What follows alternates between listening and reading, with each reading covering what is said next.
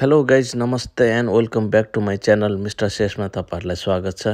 आज एम्स्टरड्यामको 6औं दिनको बसाइपछि म जाँदैछु इटालीको रोमतर्फ। अहिले बिहानको 6 बजिरहेको छ।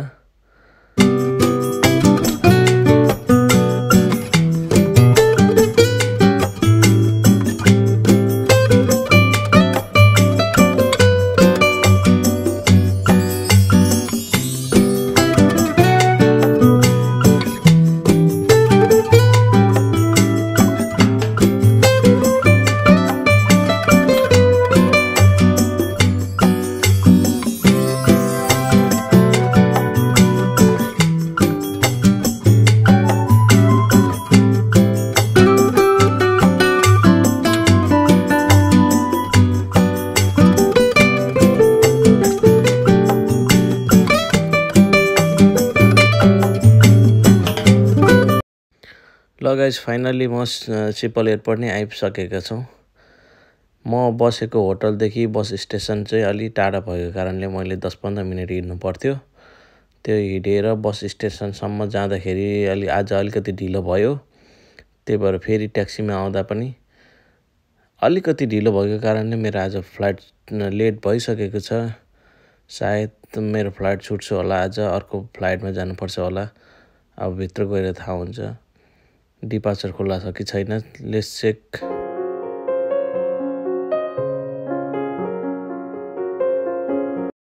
ल गाइस मेरो चाहिँ फ्लाइट छुटिसकेको छ। मैले डिपार्चरमा आएर चेक गरेको काउन्टर अलरेडी क्लोज भइसकेको रहेछ। 10 मिनट लेट भएको कारणले गर्दा आज मेरो फ्लाइट छुट्यो।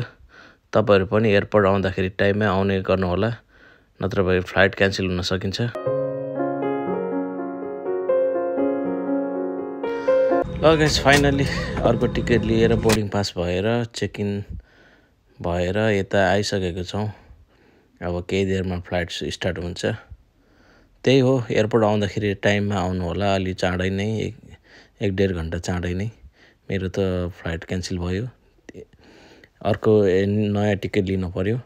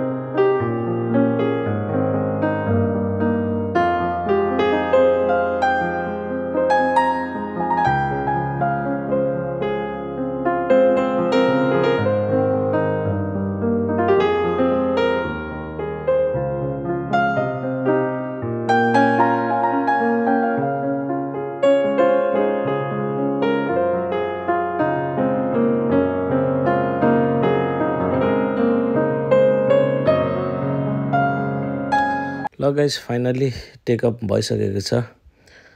अहिले चाहिँ अब यो नेदरल्यान्डको एयरपोर्ट छोड्दैछु। तपाईहरु देख्न सक्नुहुनेछ, यो चाहिँ नेदरल्यान्ड एयरपोर्ट हो, सिपोल एयरपोर्टको भ्यू हो। ल गाइस भ्लगमा जोडिरहनु होला, इटाली रोम टर्मिनीसम्मको भ्लगमा।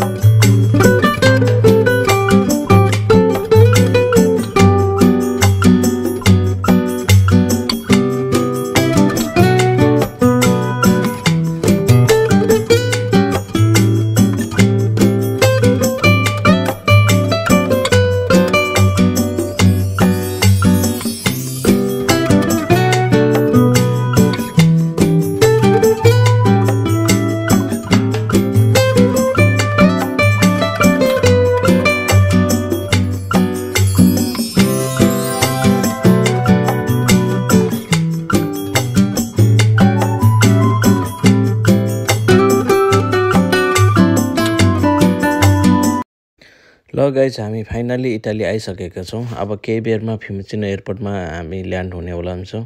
तपाईँहरू देख्न सक्नुहुन्छ एयरपोर्टको नजिकै आइसकेका छौँ। तल जमिन र माथि प्लेनको भाग तपाईँहरू देख्न सक्नुहुनेछ। एकदमै नजिक आइसकेका छौँ। भ्लगमा जोडिरहनु होला।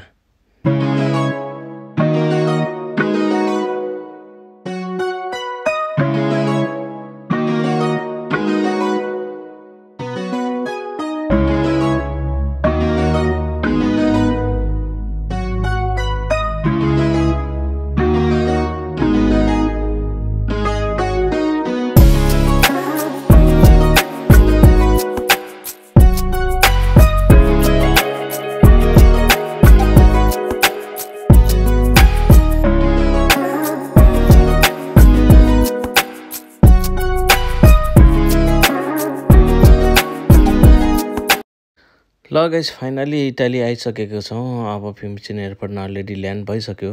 अब हामी बाहिर निस्किने प्रोसेसमा जान्छौँ। बाहिर निक्लिएर मेरो बहिनीले वेट गरिरहेको छ होला। आज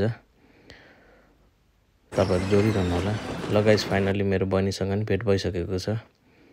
अब हामी आइपुगेका छौँ टर्मिनी, इटालीको सेन्टर स्टेसन, जहाँ तपाईँहरू बसबाट ट्रेनबाट जुनसुकै ऊबाट आए पनि बाहिर देशबाट मेन आउने स्टेसन नै यही हो, रोम टर्मिनी, इटालीको मेन सेन्टर स्टेसन।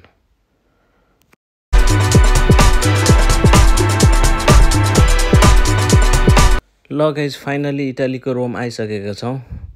त्यतिन्जेलसम्म मेरो भ्लगमा जोडेर हेरिदिनु भएकोमा धेरै धेरै धन्यवाद।